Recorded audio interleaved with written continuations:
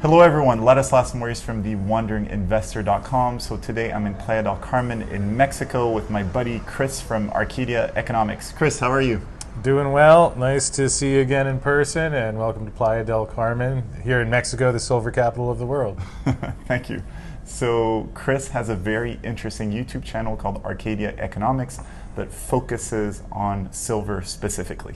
So taking a step back, when I look at the silver market, I see that over the last 2 years it hasn't been doing well at all. In terms of my own portfolio, it's the second worst performer after my Russian stocks that are down probably like 95%. But there seems to be a few glimmers of hope. Everyone is super bearish. Silver, everyone is extremely negative. So now I'm starting to look at it again to potentially increase my positions in silver. One point which doesn't get a lot of publicity is the size of the paper market versus the size of the actual physical market. Can you share some numbers with us? Well, silver is priced on the COMEX, which is the commodities exchange, and as many people are aware, perhaps some newer to the silver market might not be, there's generally a lot more paper traded than physical metal that actually moves underneath. So, for example, in the last couple of months, since the early March, right after Russia went into Ukraine, we've seen the silver price get clobbered from above $26 down as low as to $18. That's primarily COMEX paper contracts that are trading. Now, we have seen some silver leave the COMEX as well, but for example, there's 1 billion ounces is the supply of silver per year. It's about 800 million is coming from the mines, then about another 200 or so million from scrap and recycling. And as we looked at before we were recording this, there's some days where you have 500 million ounces traded in paper contracts on the COMEX, some days 1 billion ounces. So certain days on the COMEX, you have the entire mine supply trading in paper. Some days it's 2 billion. So as many like to call it, it's the proverbial tail wagging the dog. And yet the price is set by what happens on the paper trading. So in the last couple of months, you've seen a lot of funds selling as the Fed is raising interest rates. I don't think there's been anywhere near that much physical silver sales. Most of the retail order flow has been buying, yet that is how the system is set up. So little counterintuitive, but that's the dynamic that's going on between the paper and physical right now. So what's the impact of this on the actual physical market? Well, we have seen in the past couple of months the supply of registered silver, it's called, which is basically what is available for delivery. And back in February of 2021, there had been a surge in the silver price. And at that point, there were 150 million ounces in registered silver at the COMEX.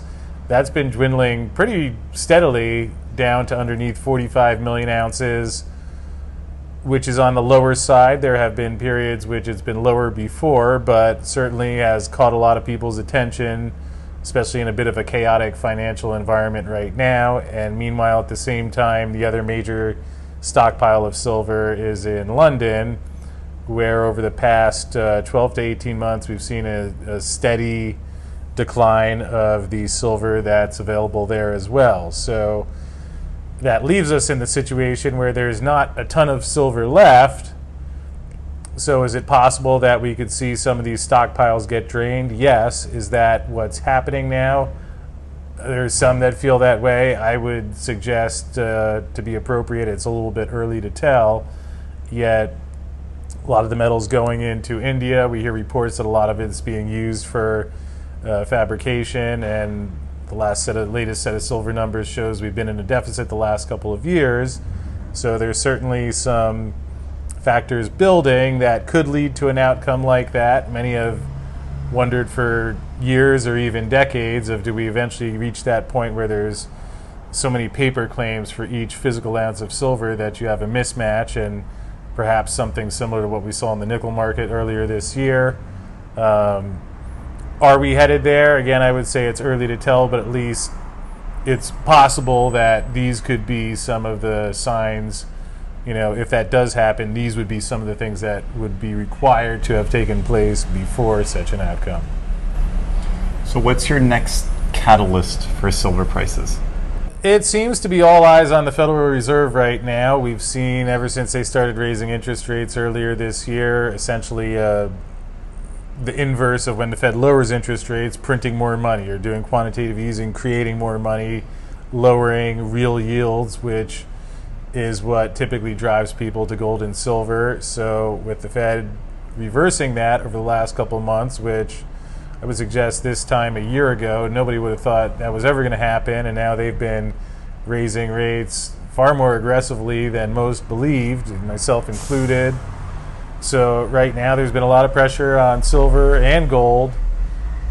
Perhaps the catalyst, a lot of people are wondering, when does the Fed pivot? When do they raise interest rates so much that all of this debt out there, all of the credit issues, we're seeing the mortgage market start to get a little bit wobbly and slow down.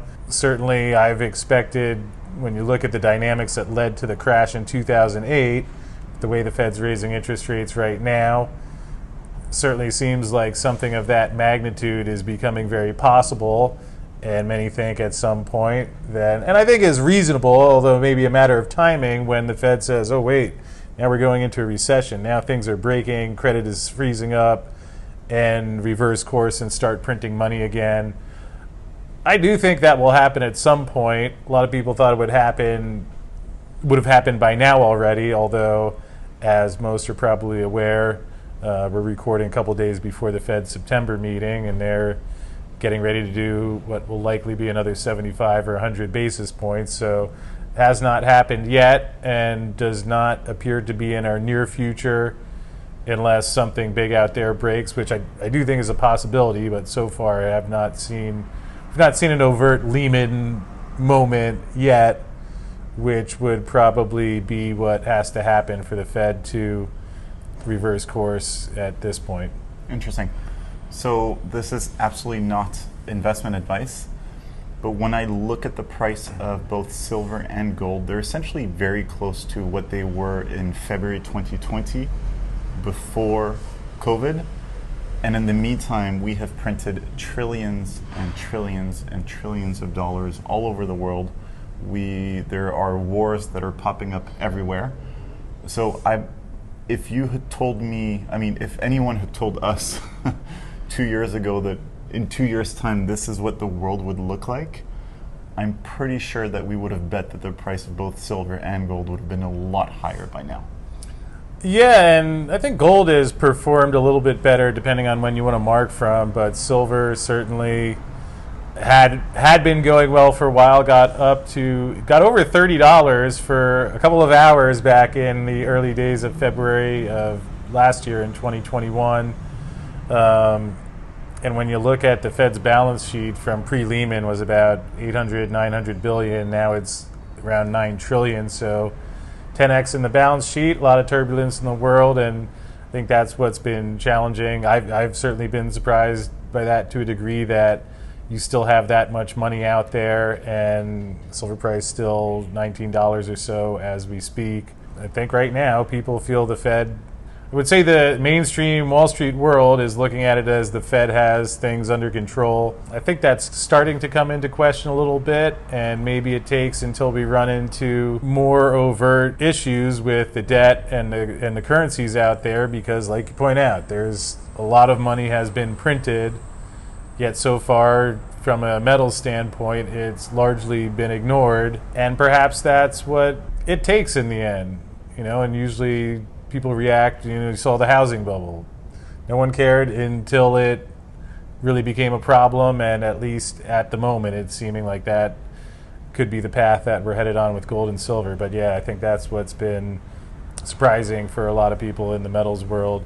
Again, gold around $1,700 an ounce, so on the higher end of its historical range, has performed more like we would have thought, although I think even with the amount of money that's been printed out there, still lower than one might have expected, and we'll see if we get a reversal in that one of these days coming up.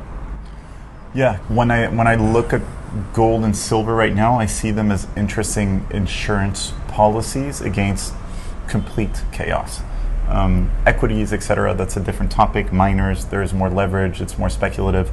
but just for people that are sitting on a lot of cash, for example, and don't necessarily know what to buy, buying a little bit of physical silver, a little bit of physical gold, which is something that humans have been doing for thousands of years, in the midst of all of this growing chaos, I feel is probably a very reasonable thing to do. So whether people are going to get rich or not from buying physical precious metals, I don't know, but I see it as very interesting insurance. Yeah, and I think that's perhaps a good way of phrasing it, where I guess we used to look at the metals as the inflation hedge, and certainly we have the inflation now, and silver hasn't kept up with that. So, but even in the 70s, silver and gold started really going up after a while, not immediately. There's traditionally been a lag, so hey, if we're revisiting this in 3 or 6 months and we've finally seen that move, I don't think that would be shocking by any means. I mean, yeah, traditionally there's been a lag. Jeff Clark, a great analyst from the site goldadvisor.com, he did a presentation at the Silver Symposium where he showed that silver has a history of just sitting there and then almost seemingly out of nowhere spiking higher. And it's not always in line with inflation. It's a small market that most people don't really pay much attention to, so you know, there's the whole efficient market hypothesis, and then there's how things work in the real world. And I think that might be a degree to what was happening back in February of 2021 when you saw silver get over $30 for a couple of hours and there was a lot of attention on it. I still wonder how that might have played out had it not gotten pushed down pretty quickly after that with the paper contract trading, as we've talked about. But we'll see how it looks going forward. It's been a tough environment for silver, certainly, to say the least. So you're in the space. Are you seeing people trying to catch the dip right now in silver prices? Well, there definitely seems to be a lot of pressure out there. Silver has gone into backwardation quite a bit over the last couple months, which basically, without getting too technical, when you traditionally the futures months trade higher than the current spot price to account for storage, delivery, and when that inverts is a sign that there's pressure on the market. So there has been a lot of physical buying. There is one note of interest that one of the bullion dealers did get a large order, a $50 million order from a billionaire in Texas that made a bit of a stir the last couple months.